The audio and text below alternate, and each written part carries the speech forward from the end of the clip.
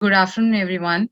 I welcome you all for the ninth session of second module of education program for athletes, sports scientific and support staff. Today's our presentation is on identification of lower body injuries, its sign and symptoms. It will be presented by Dr. Gyanendra Pratap Singh. He is our physiotherapist currently working at NCOE New Delhi, that is MDCNS. So the forum is yours, Dr. Gyan.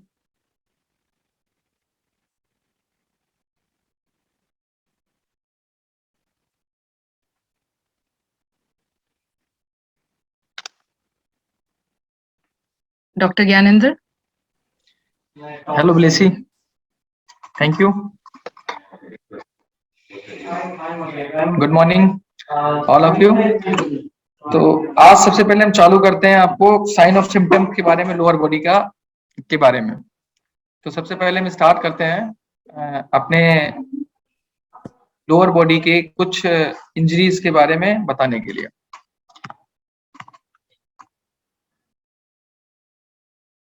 आज का topic है identification of lower body injuries, sign and symptom. तो सबसे पहले हम आपको sign of symptoms की बात करेंगे। साइन और सिम्टम्स बेसिकली होते क्या है?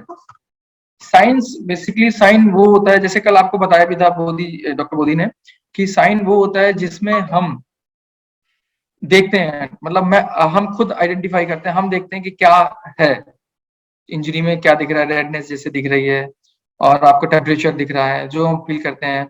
सिम्टम्स जो पेशेंट बताता है, यानी कि एथलीट या पेशेंट हमें जो बताता है वो सिम्टम्स होता है। जैसे वो बताता है कि सर रात में दर्द कर रहा था, या आपको बताता है कि वो क्या नाम है, हमारी रेंज पूरी नहीं आ रही थी, जिस तरह के सिम्टम्स होते हैं उसको हम सिम्टम को। अब हम आते हैं नेक्स्ट स्लाइड पे। What are the sports injury? Sports injury होती क्या है, कैसे होती है, इसके बारे में हम बात करेंगे। Sports injury basically acute trauma जो होता है, या बार बार रिपीटेटेड इंजरीज होती हैं। हल्की सी इंजरी होती है, हम उसको अवॉइड करते हैं, नहीं करते हैं, एसोसिएट कर जाती है वो एथलेटिक मतलब अपने गेम के साथ में।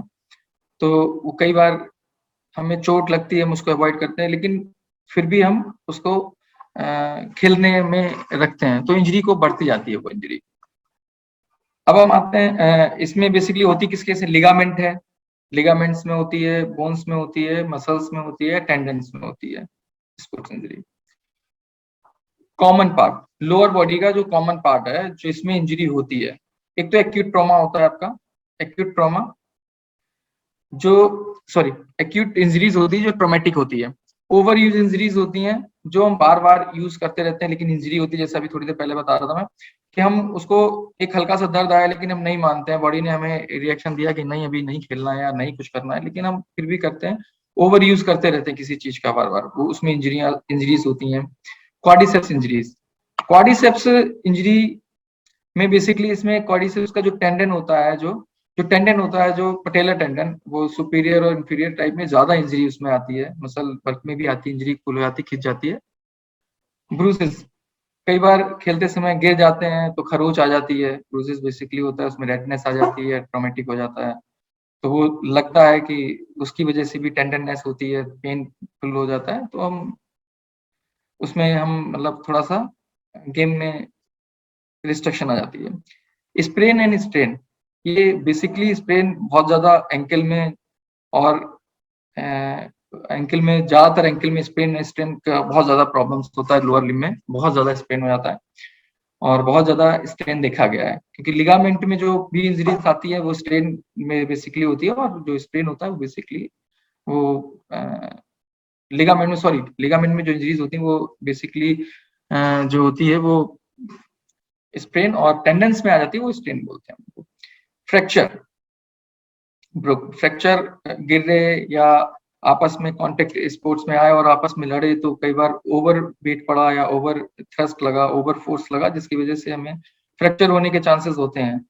स्ट्रेस फ्रैक्चर, स्ट्रेस फ्रैक्चर में बेसिकली स्ट्रेस फ्रैक्चर्स में टीवीएल होता है, जिसमें बार बार हम अगर मसल्स पे लोड देते जा रहे हैं और स्टिफनेस है, फिर भी हम खेले जा रहे हैं या हम उस पर लोड देते जा रहे हैं, ओवर यूज करते जा रहे हैं, तो हमें स्ट्रेस होके फ्रैक्चर्स भी होते हैं उसमें। Dislocation, dislocation basically lower limb में, हिप में और नी में होता है, तो लेकिन कम होता है, लेकिन होता है, कम पाया जाता है हिप और नी में, लेकिन इंजरीज में जब बहुत ज्यादा फोर्सफुल होता है तो लगता है, होता है। बर्साइटिस, बर्साइटिस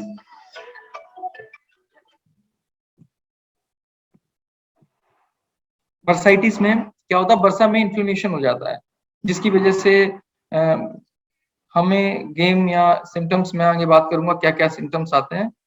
टेंडनाइटिस में, टेंडन में बेसिकली इसको, टेंडन में प्रॉब्लम होता है इसका, टेंडन में इन्फ्लेमेशन हो जाता है। और सिन स्प्लिंट, बेसिकली कॉमन जो रनर्स होते हैं और हॉकी प्लेयर्स हैं, फुटबॉलर्स हैं, इनमें बेसिकली सिन पेन हो ही जाता है। काफ मसल बहुत ज्यादा हमारी स्टिफ हो जाती है, हम रिलीज नहीं करते हैं, सही से रिलीज नहीं हो पाते हैं, कई बार न्यूट्रिशन का भी इसमें पार्ट आ जाता है, तो इसकी वजह से सिन स्प्लिंट आ जाती है। प्लांटर फेसाइटिस, टेंडन नेकलेस बहुत ज्यादा टाइट हो जाता है, या लगातार कंटिन्यूएशन में शूज पहने रहते हैं हम, शूज पहने रहते हैं कई बार हम, तो जिसकी वजह से प्लांटर फेसाइटिस में भी हमारा प्लांटर फेसिया, मतलब उसमें प्लांटर फेसिया का जो है इन्फ्लेमेशन हो जाता है।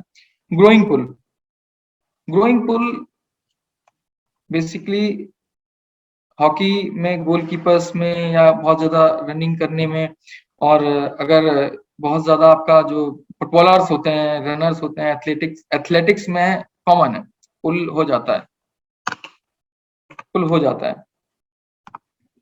अब आते हैं नेक्स्ट इंट्रोडक्शन पे। इंट्रोडक्शन क्या है? इंट्रोडक्शन में बेसिकली इंजरीज में क्या कहाँ रिस्क है और कहाँ पे होता है। लोअर लेग में, lower minor leg injuries are common. Symptom often develop from the everyday wear and tear, overuse, or an injuries leg. Injuries are most common likely to the occur during sports और recreational game. जब हम activities करते हैं तो ज्यादातर injuries हमने अभी तक का जो देखा है, इंजरीज तो आती हैं, लेकिन रिक्रेशनल में बहुत ज्यादा इंजरीज देखी है कि उस समय पे हम फोर्स को, अपनी बॉडी को चेंज कर रहे होते हैं, उसमें इंजरीज आती हैं ज्यादातर टाइम पे। Risk of injury, contact games जो होते हैं ज्यादातर उनमें इंजरी का ज्यादा रिस्क रहता है, जैसे रेसलर्स, फुटबॉलर्स, सॉकर्स और हॉकी।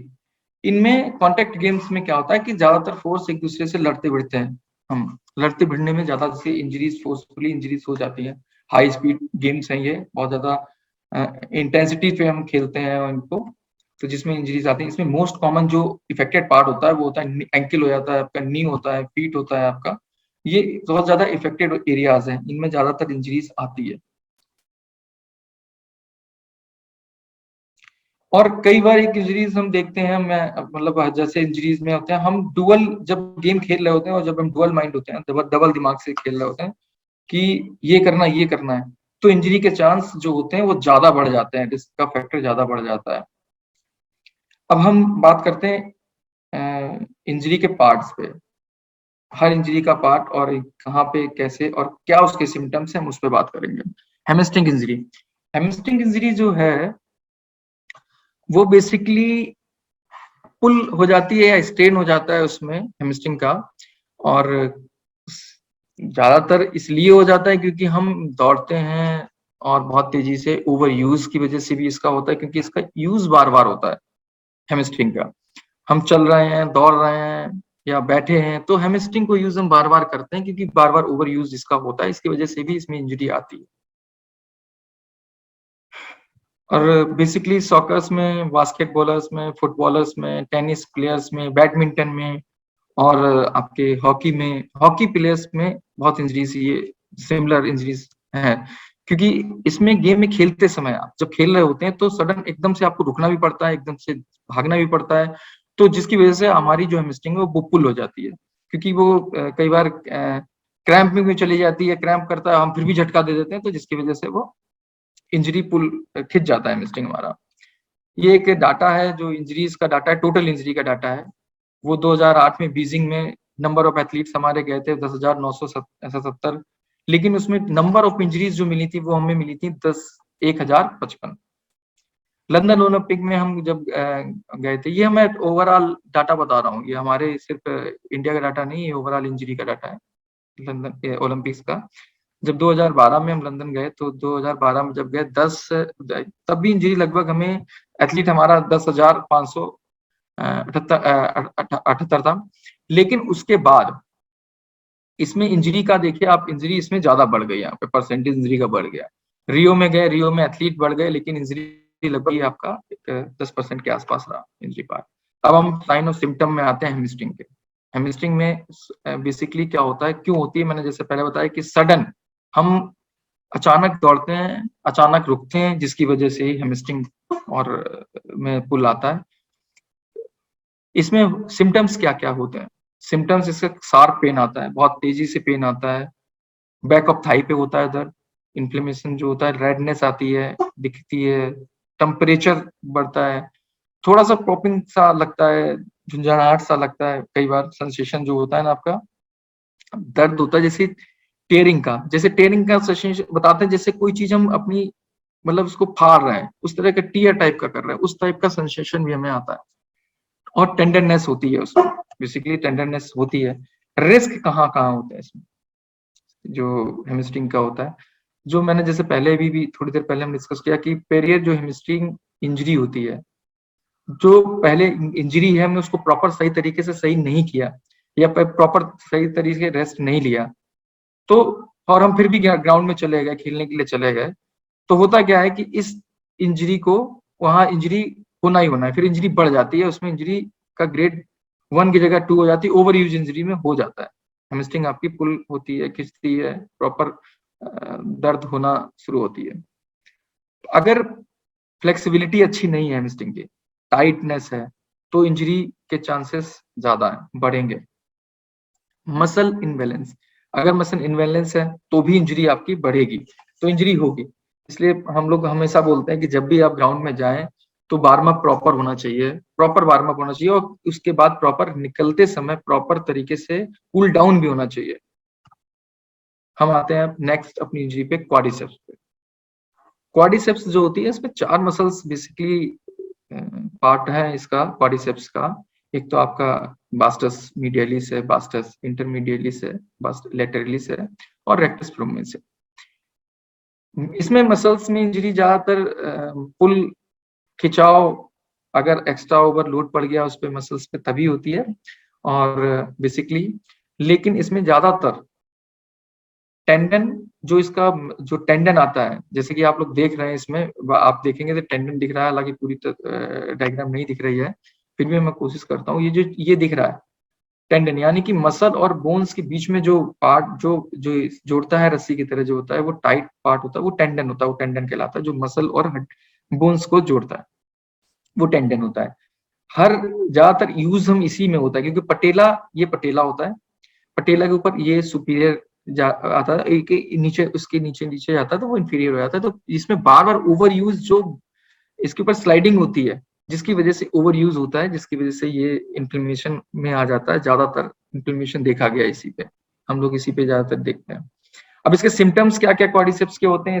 क्वाड्रिसेप्स के इसमें सिम्टम्स में थाई जो है आपकी पेनफुल होगी, थाई में दर्द करेगा, स्वेलिंग भी आएगी, स्वेलिंग में दिखाई देगा, और आपका जो मूवमेंट है, जो चलना है, वो चलने फिरने में आपको वॉकिंग के टाइम पे आपको दिक्कत होगी, मूवमेंट सही से नहीं आएगा।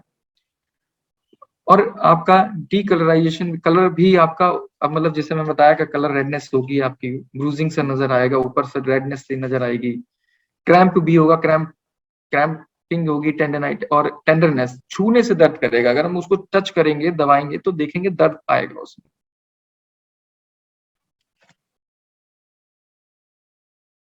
अब हम देखेंगे कि इसमें और क्या क्या आ जाता है इसकी वजह से। एक तो टेंडनाइटिस, जैसा मैंने बताया, क्वाड्रिसेप्स टेंडनाइटिस हो जाती है ना, क्वाड्रिसेप्स का टेंडन जो होता है उसका इन्फ्लेमेशन हो जाता है। जंपर्स नी भी आता है, प्री अटेलर जो प्री पटेलर टेंडनाइटिस होती है, और पटेलर टेंडनाइटिस भी होती है इसमें। नी इंजरी, नेक्स्ट टॉपिक लेते हैं हम, नी इंजरी अपना। नी इंजरी में क्या होता है कि type of common knee injuries, ये इसमें जो कॉमन इंजरीज है वो टॉप अपने इसमें नी में, वो एक तो स्ट्रेन, बर्साइटिस, डिसलोकेशन और फ्रैक्चर। और जैसा कि इसमें पार्ट छूट गया है, लिगामेंट भी इंजरी होती है, जैसा कि इसमें आएगा स्ट्रेन में। सिम्टम्स, इसमें सिम्टम्स क्या क्या होते हैं? इसके जो सिम्टम होते हैं, स्वेलिंग आएगी, स्टिफनेस, नी जो है आपका स्टिफ हो जाएगा, मूवमेंट नहीं होगा, स्टिफ हो जाएगा, टाइट हो जाएगा, स्वेलिंग होगी, रेडनेस होगी, अगर टच करेंगे तो उसमें गर्माहट होगी, गर्म होगा, मतलब बॉडी वहां का टेम्परेचर जो है इंक्रीज होगा, अलग बढ़ा हुआ होगा, वीकनेस होगी, खड़े होने में इंस्टेबिलिटी होगी, स्टेबिलिटी मतलब खड़े होने में थोड़ी दिक्कत होगी, आप नहीं खड़े हो पाएंगे, इंस्टेबिलिटी होगी, और साउंड आएगा, पॉपिंग साउंड आएगा, और क्रंचिंग साउंड भी आएगा, नॉइज आएगा, जो अब जैसे जैसे हम पट पट की आवाज आएगी, या फिर एक क्रंचिंग सा साउंड आता है जब हमें इंजरी होती है, तो उसके में आता है। और स्ट्रेंथ भी पूरी नी की नहीं आएगी, उसमें भी इंस्टेबिलिटी होगी। अब इंजरीज, नी में इंजरीज बेसिकली क्या क्या होते हैं, वो पार्ट है, एसीएल इंजरी होती है, मिनिस्कल इंजरी होती है, उसमें नी वर्साइटिस हो जाती है, पटेलर टेंडराइटिस हो जाती है, भी उसका ही पार्ट है, और फ्रैक्चर्स भी होते हैं। तो जब एसीएल आपका जाता है, और डिसलोकेशन जैसे मैंने पहले बताया, उसमें डिसलोकेशन भी होता है। एसीएल इंजरीज में क्या होता है, जो आपकी एसीएल इंजरी होती है, इसमें आपका जो इंटीरियर कोसिट लिगामेंट है वो टियर हो जाता है, ग्रेड 1 पे, ग्रेड 2 पे, ग्रेड 3 पे। अब इंटीरियर कोसिट लिगामेंट जो होता है वन ऑफ मतलब 4 लिगामेंट में से ये जो कनेक्ट करता है आपको, सबसे ज्यादा कनेक्टिंग जो होता है सिन बोन को और थाई बोन को कनेक्ट करता है, बांधता है, जो इसकी स्टेबिलिटी, नी की स्टेबिलिटी को स्टेबिलिटी बनाता है। ये बेसिकली कॉमन होता है, बास्केटबॉलर्स को हो जाता है, हॉकी में हो जाता है, सॉकर्स में हो जाता है, ये कॉमन है इनकी इंजरी। और जहां भी ट्विस्टिंग होगी, अगर ट्विस्ट होगा तो इंजरी आएगी। इस इंजरी को प्रोन ये है कि अगर पैर में ट्विस्ट हुआ, आपका ट्विस्ट होगा तो दर्द मतलब सॉरी सडन अगर आएगा तो होगा। अब मिनिस्कल इंजरी, मिनिस्कल इंजरीज में कई बार क्या होता है कि आपका जो मिनिस्कल इंजरी के टाइम पे क्या होता है, नी लॉक भी हो जाता है इसमें। पेशेंट या अक्सर शिकायत करता है, एथलीट अक्सर आके बताता है कि दौड़ते समय एकदम से हमारा पैर लॉक हो गया। वो पैर लॉक इसलिए हो जाता है क्योंकि जो मिनिस्कल का टियर होता है वो कई बार जाके टीबिया में, सॉरी के जॉइंट में जाके फंस जाता है, जिसकी वजह से लॉकिंग हो जाती है। ये कॉमन है, मतलब है, होता है ये मिनिस्कल इंजरी। नी बर्साइटिस, जो बर्सा होती है उसमें इन्फ्लेमेशन हो जाता है ओवर यूज की वजह से, कई बार हम बार बार बर्सा पे काम देते रहते हैं, जिसकी वजह से उसमें जो उसका जो कुशन हो, बेसिकली बर्सा जो होती है बेसिकली कुशन होती है, हमारी दोनों बोन के बीच में या टेंडन के बीच में कुशन का काम करती है, जिससे वजह से हमारी स्लाइड मूवमेंट जो है स्लाइडिंग अच्छे से हो। तो उसमें इन्फ्लेमेशन हो जाता है, तो इसमें भी वही पेन आता है, दर्द आता है, स्वेलिंग भी होती है, रेडनेस भी नजर आती है। टेंडनाइटिस जैसे बताया, पटेला में टेंडन हो जाता है, उसमें भी इसकी वजह से थिकनेस ऑफ मतलब थिकनेस की वजह से भी हो जाता है उसमें टेंडन में। फाइब्रोसिस टिश्यूज भी फाइबर इसकी वजह से भी हो जाता है। साइन एंड सिम्टम्स, बेसिकली इनके साइन एंड सिम्टम्स क्या होंगे? साइन और symptoms the local and severity of knee pain is very depending on the occur of this problem. इसमें साइन और सिम्टम्स जो होते हैं, समटाइम्स नी में क्या क्या होते हैं, स्वेलिंग, जैसा मैंने पहले बताया, स्वेलिंग और स्टिफनेस रहेगी। ये जितनी भी मैंने पहले स्लाइड के बारे में जैसे बताया, इसमें ये सारे सिम्टम्स आएंगे, रेडनेस रहेगा, गर्माहट रहेगी, वीकनेस ऑफ इंस्टेबिलिटी रहेगी, पॉपिंग साउंड आएगा, और इंस्टेबिलिटी ऑफ फुल स्ट्रेंथ नी नहीं आएगी। मिनिस्कल टीयर में जैसे कि आप देख रहे हैं, नी का जॉइंट, नी का देख रहे हैं मिनिस्कल कहाँ होता है, आप मिनिस्कल देख सकते हैं, ये कुशन की तरफ है, ये जो पार्ट है ये मिनिस्कल है, दोनों बोन के बीच में ये मिनिस्कल का पार्ट है। जब ये टीयर हो जाता है तो इस लॉक में फंस जाता है, कभी कोई जॉइंट में फंस जाता है, जिसकी वजह से हमारी नी लॉक हो जाती है, एक नी लॉक होता है। मिनिस्कल में होता क्या क्या है, यूजुअली इसका जो पेन होता है वो मीडियल साइड, इनसाइड होता है या आउटसाइड में होता है, लेटरल में ना, मतलब इनसाइड अंदर की ओर जो मीडियल साइड है, और आउटसाइड लेटरल। और कई बार इसका दर्द हमने पीछे की ओर भी महसूस करते हैं, पीछे भी दर्द होता है। जब पेशेंट बताता है कि यहाँ कुछ हुआ नहीं लेकिन दर्द कर रहा है, तो वो मेनिस्कल की वजह से भी होता है। ट्विस्ट और रोटेशनल, जब ये ट्विस्टिंग और रोटेशनली होता है तो इसके दर्द होता है ट्विस्ट में। अगर हम टेस्ट करेंगे, देखेंगे कि मेनिस्कल ईयर में और अगर दूसरे इंजरीज में कैसे डिफ्रेंशिएट करेंगे, तो इसको डिफ्रेंशिएट करने के लिए हम थोड़ा सा नी को ट्विस्ट करेंगे, तो जब पेन आता है तो हम इसको आइडेंटिफाई कर लेते हैं। स्वेलिंग एंड स्टिफनेस होगी। और जैसा लॉकिंग नी मैंने पहले बताया कि अगर आप चल रहे हैं, दौड़ रहे हैं, उसमें कभी कभी आया था, तो इसकी वजह से हो जाता है। और इसमें भी फुल एक्सटेंड आप नी नहीं कर पाएंगे जब ये होगा, तो उसमें उस टाइम पे आपका नी पूरा नहीं आएगा। हर जब चलते समय आप लिंपिंग भी करेंगे, इसमें डिफिकल्टी आएगी आपकी स्ट्रेंथ में, नी फुल स्ट्रेंथ में नहीं होगी आपकी। अब आते हैं हम एंकल पे। जो एंकल जॉइंट एंकल इंजरी है, इसके जो सिम्टम्स हैं बेसिकली, ये लोकलाइज्ड पेन होता है। साइड, जिस समय स्प्रेन जिस साइड में होता है, सपोज दैट हमारा इन्वर्जन हुआ तो उसकी तरफ करेगा दर्द, अगर इवर्जन हुआ तो उसकी तरफ दर्द करेगा। स्वेलिंग उसी साइड पे आएगी, पूरे एंकल पे स्वेलिंग आ जाएगी। रेडनेस दिखाई देगी, रेडनेस होगी, टेम्परेचर अलग होगा, मूवमेंट जो होगा उसका मूवमेंट भी एंकल का रुक जाएगा, मतलब मूवमेंट नहीं उतना होगा, और लिमिटेड जो वो है ना मूवमेंट की एबिलिटी हो जाएगी। और टेम्परेचर वहां पे भी अगर देखेंगे तो वो दिखाई देगा। और बहुत, जब हमारा ये एंकल का ट्विस्ट होता है या एंकल में कोई दिक्कत आती है, तो एकदम से बहुत तेजी से पेन आता है, उठता है इंजरी के टाइम पे। स्ट्रेन में क्या होता है, तो स्प्रेन हो गया। स्ट्रेन में क्या होता है, स्वेलिंग, रेडनेस होती है, इन्फ्लेमेशन हो जाता है, और वो लोकलाइज एरिया में, वो भी स्ट्रेन भी लोकलाइज एरिया में ही होता है। अब मसल स्पाज्म भी होता है, उसमें मसल स्पाज्म हो जाता है, क्योंकि मसल स्पाज्म एक तरह से हमारा कोई भी इंजरी होगा तो मसल स्पाज्म होगा। क्यों मसल स्पाज्म इसलिए होता है, बेसिकली ये प्रोटेक्टिव फिनोमिना होता है, हमारा प्रोटेक्ट करता है बॉडी को, मूवमेंट को, और इंजरी फर्दर नहीं बढ़े, इसलिए स्पाज्म आ जाता है। क्रैम्प्स भी आते हैं, क्योंकि कई बार क्रैम्प्स में हर एक में हमारा सोडियम पोटेशियम की वजह से भी आ जाता है, कई बार खींचने की वजह से भी आता है, दर्द करता है तो ओवर यूज की वजह से भी क्रैम्प्स आते हैं।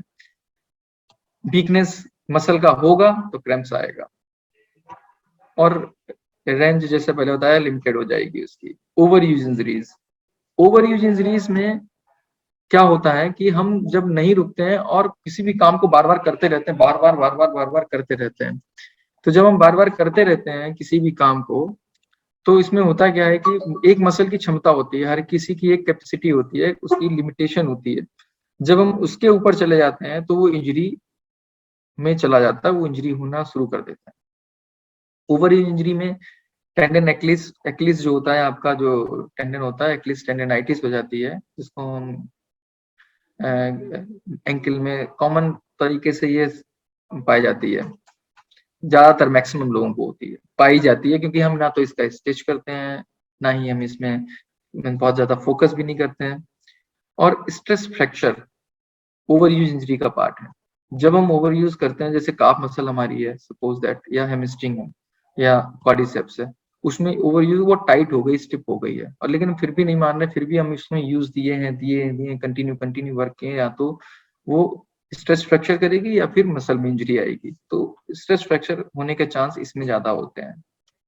और इसमें बहुत, स्ट्रेच फ्रैक्चर में बहुत ज्यादा बड़ा फ्रैक्चर नहीं होता, बहुत हेयर लाइन फ्रैक्चर आता है, क्योंकि जहां से मसल आपकी सपोज दैट मसल ऐसे लगी हुई है, और जब मसल पे स्ट्रेन आएगा तो वो खिंचाव करेगी, तो बोन का जो हिस्सा, तो जो मसल का जो हिस्सा है और जो बोन से जुड़ा हुआ हड्डी से, वो जब अपने आप को हटाएगी यहाँ से, जब खींचेगी इस तरफ से जैसे स्टिफ है, तो चांस होते हैं कि हमारे हेयरलाइन फ्रैक्चर क्रैक आ जाता है। प्लांटर फेसाइटिस, जैसा पहले बताया कि ओवरयूज, अगर आप कंटिन्यू अगर शूज पहने हुए हैं, लेदर शूज पहने हुए, कंटिन्यू चलते जा रहे हैं, उसको पैर को अगर आराम नहीं दे रहे, तो प्लांटर जो आपका फेसिया है वो उसमें इन्फ्लेमेशन आ जाता है।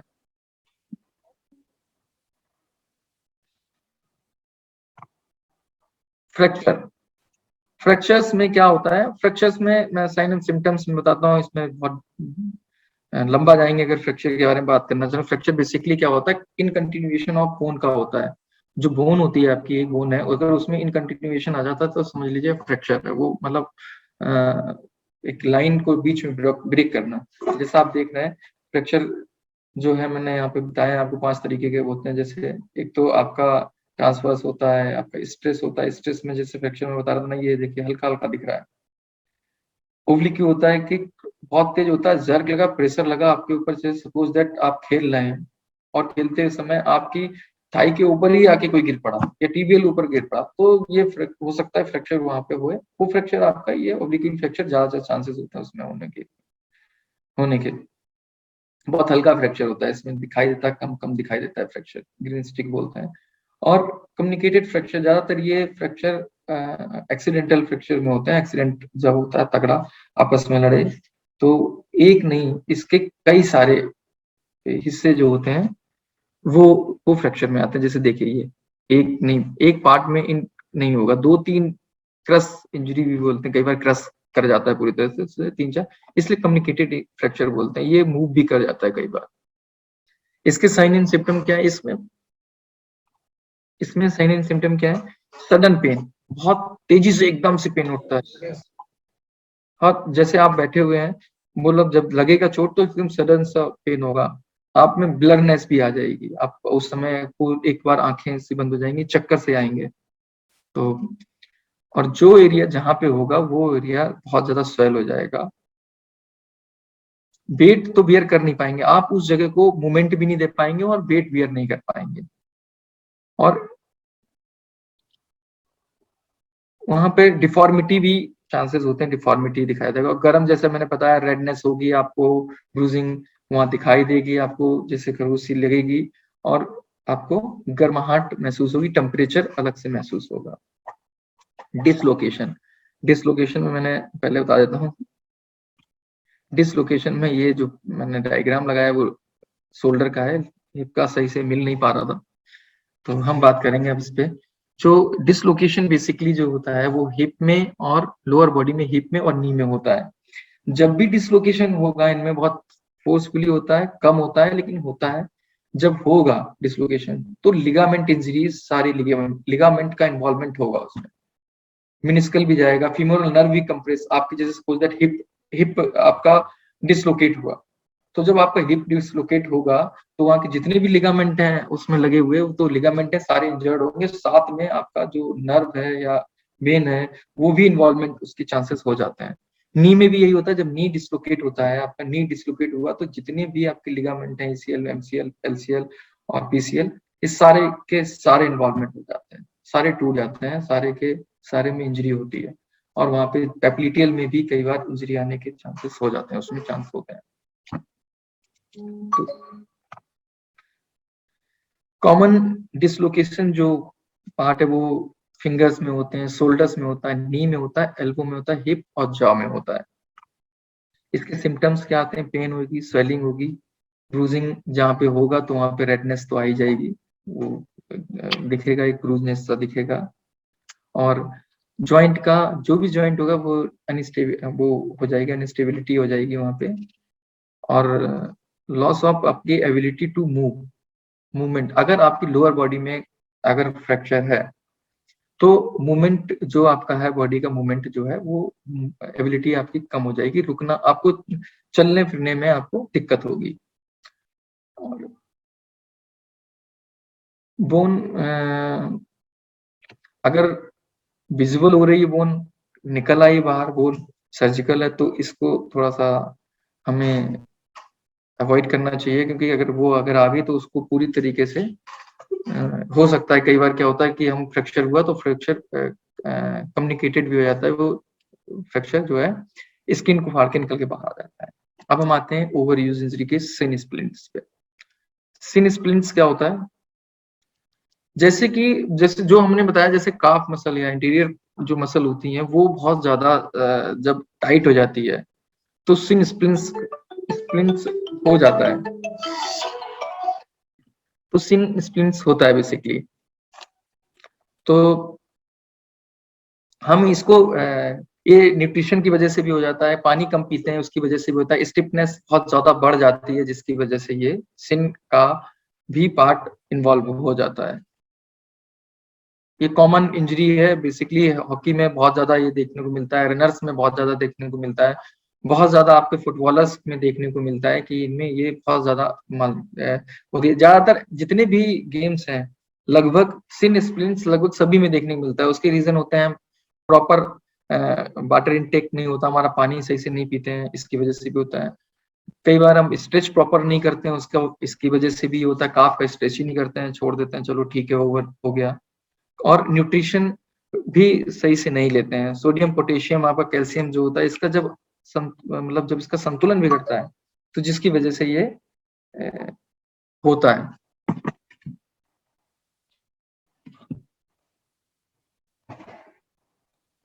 सिम्टम्स जैसे बता ही दिया मैंने आपको क्या क्या इसमें होता है, पेन कहाँ होता है, पेन भी होता है, मसल पेन भी होगा इसमें, इंटीरियर साइड में पेन बहुत ज्यादा आता है, टेंडरनेस होती है इसमें, छूने से दर्द करता है, सोरनेस बहुत ज्यादा आती है और क्रैम्पिंग भी होती है इसमें, स्वेलिंग भी कई बार होता है और नमनेस भी महसूस होती है, वीकनेस लगता है। Thank you. अब हम बात इसकी ये सब, थैंक यू। और अब एक छोटा सा मैं और बताना चाहूंगा कि अगर ये सब होता है जब ये, तो कोशिश ये करिए कि सब इसको हम मैनेज भी कर ले, वहां पर इन्फ्लेमेशन वगैरह को कैसे मैनेज करते हैं। अगर चोट इंजरी लगती है तो आइसिंग का एक पार्ट है, और उसको अगर अगर नी पे या एंकल पे या हिप पे बहुत ज्यादा चोट आ जाए तो हमें कोशिश करनी चाहिए कि वहां पे जो भी टेक्निकल बंदा आपका मेडिकल से रिलेटेड आपके पास ग्राउंड में है तो सबसे पहले हम उसकी मदद लें, और साथ में उसको ज्यादा मूवमेंट नहीं करें, इधर उधर हिलाएं डुलाएं नहीं ज्यादा, और उसको कोशिश करके पहले तो ग्राउंड से बाहर लाके और उसको कोशिश करके स्टेबल कर दें। आइसिंग अगर बहुत ज्यादा नहीं है, बहुत ज्यादा स्वेलिंग, बहुत ज्यादा इंजरी नहीं है, तो आइसिंग से हम वहाँ कंट्रोल कर सकते हैं। सबसे पहले आइस देनी है आपको, आइस देके उसको, ब्लड भी आ रहा तो भी हम आइस से कर सकते हैं ताकि ब्लड रुक जाए। और कंजर्वेटिव ट्रीटमेंट पे फोकस कर सकते हैं अगर कंजर्वेटिव अगर है तो, अगर नहीं है, अगर उसको लग रहा है ज्यादा इंजरी है तो हम एक बार फिजिशियन डॉक्टर्स की, अपने स्पोर्ट मेडिसिन डॉक्टर की भी राय लेकर उसको आगे बढ़ सकते हैं। और ग्राउंड पे बेसिकली अवेलेबल फिजियो रहते हैं हमारे सारे, लगभग सारे ग्राउंड्स पे या सारे एनसीओईज में जितनी भी प्रैक्टिस करते हैं वहाँ पे फिजियोज रहते हैं, तो साथ ज्यादातर वो अपना मैनेज करेंगे। आप कोशिश करें कि हम उनसे, एथलीट से मेरी ये एक रिक्वेस्ट भी है कि वो क्या करते हैं, छोटी छोटी इंजरीज को बताते नहीं अपने फिजियोज को या अपने डॉक्टर्स को या अपने किसी भी कोचेस को, वो अवॉइड करने की कोशिश करते हैं कि अरे ठीक है हम खेल लेंगे, अगर खेलेंगे तो प्रैक्टिस रुक जाएगी हमारी।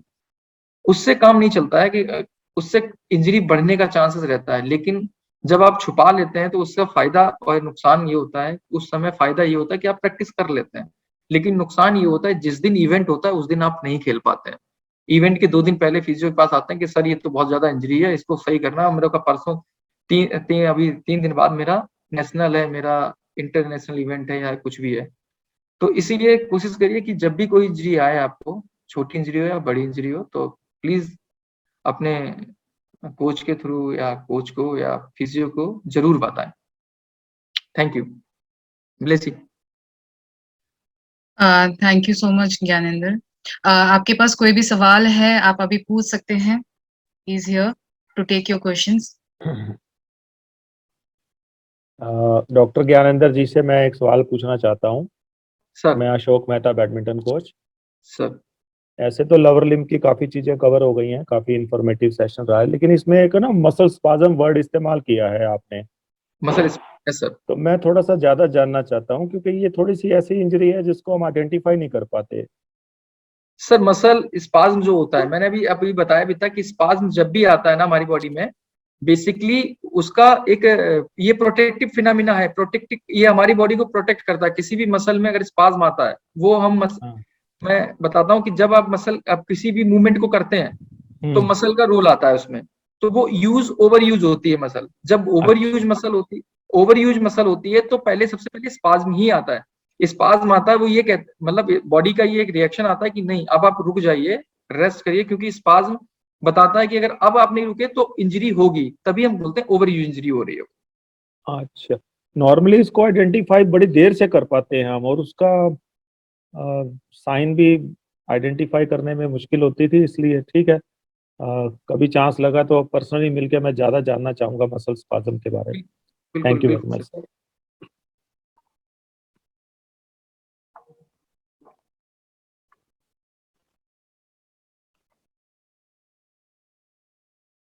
Any other questions?